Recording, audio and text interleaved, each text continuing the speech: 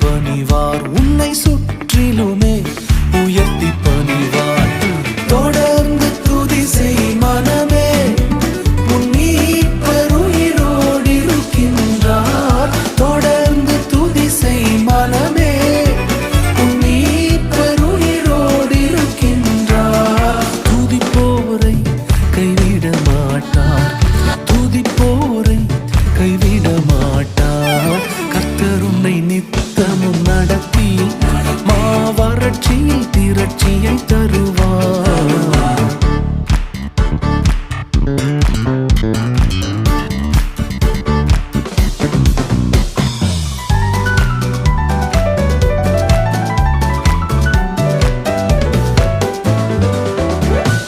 அவர் சொல்லி நடக்காததேது